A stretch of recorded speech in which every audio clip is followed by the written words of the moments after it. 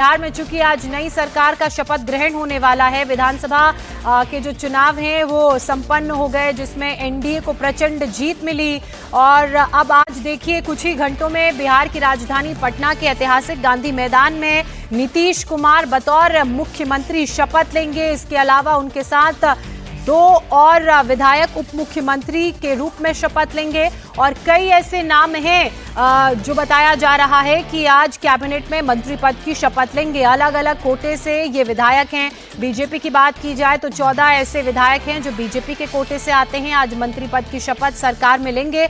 इसके अलावा 14 ऐसे नाम हैं जो जेडीयू के कोटे से आते हैं और आज जब शपथ ग्रहण समारोह होगा तो शपथ लेते हुए आप इनको देखेंगे। अब सबसे दिलचस्प बात यह है कि कौन जो फॉर्मूला है वो कैसा होगा। 14-14-4 ये फॉर्मूला होगा, जिसमें बीजेपी के 14, जेडीयू के 14 और जो 3 घटक दल हैं उनके 4 विधायक मंत्री पद की शपथ लेंगे। बीजेपी के कोटे से कौन कौन मंत्री बनेगा, आइए उसकी बात कर लेते हैं। सबसे पहला नाम है सम्राट चौधरी का। सम्राट चौधरी को कल बीजेपी ने अपने विधायक दल का नेता भी चुना और उसके बाद से ये बात बिल्कुल साफ हो गई कि प्रदेश में एक बार फिर से डिप्टी चीफ मिनिस्टर की भूमिका में ये रहेंगे। कुशवाहा जाति से आते हैं। बिहार में यादवों के बाद जो सबसे बड़ा वोट बैंक है वो कुशवाहा जाति का है और इसका प्रभाव उत्तर प्रदेश में भी पड़ता है।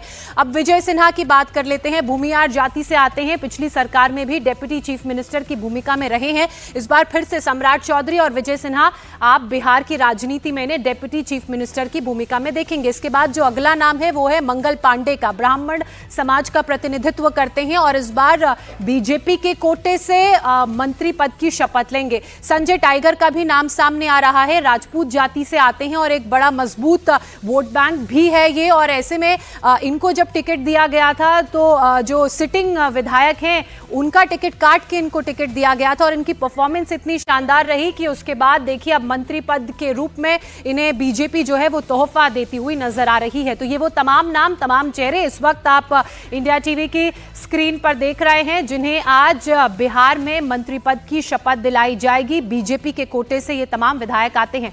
हमारे पॉलिटिकल एडिटर देवेंद्र पराशर लगातार हमारे साथ बने हुए हैं।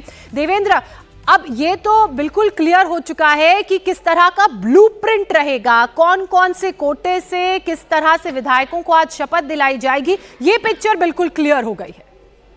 जी हाँ, बिल्कुल। और जैसा कि लगातार हम लोग इस बात को कह रहे हैं कि कोशिश ये की गई है कि एनडीए नेताओं के द्वारा ओवरऑल एक भी जो रिफ्लेक्शन हो वो भी बैलेंसिंग वाला दिखे। सभी दल अपना अपना जो समीकरण है वो तो साधते ही हैं, लेकिन अपना समीकरण साधने के साथ एनडीए के घटक दल के तौर पे एक ओवरऑल एनडीए का पिक्चर भी ठीक दिखे, जिसमें ये ना हो कि एक ही तरह के चेहरे, एक ही कम्युनिटी के चेहरे या एक ही भौगोलिक क्षेत्र के चेहरे ज़्यादा दिखें, सभी दल उसी तरह के नाम को शामिल कर लिए हों और दूसरा कोई हिस्सा अछूत रह जाए। क्योंकि ऐसे में जब मंत्री पद का, हालांकि मंत्री होता है पूरे बिहार का या किसी भी राज्य का, पूरे राज्य का होता है, लेकिन जिस एरिया से वो व्यक्ति आते हैं वहाँ एक ज़रूर एक्स्ट्रा मैसेजिंग ये रहता है कि उनके एरिया के विधायक को मंत्री बनाया गया है और उसमें उनको ये भरोसा होता है कि शायद उनको प्रतिनिधित्व दिया गया तो ज़्यादा ध्यान दिया जाएगा उनके यहाँ डेवलपमेंट को लेकर। तो उस हिसाब से एक ओवरऑल पिक्चर बनाने की कोशिश की गई है। जेडीयू के लिए ये काम ज़्यादा आसान था, बीजेपी लिहाज से ये काम ज़्यादा मुश्किल इसलिए था कि बीजेपी अपने कई बड़े नाम को ड्रॉप भी कर रही थी। जेडीयू में दूसरी चीज़ ये थी कि जेडीयू के पिछली बार उनके कम विधायक थे, तो इस बार विधायकों की संख्या बहुत ज़्यादा बढ़ी, तो नए विधायक उसमें बहुत थे। तो उस कंडीशन में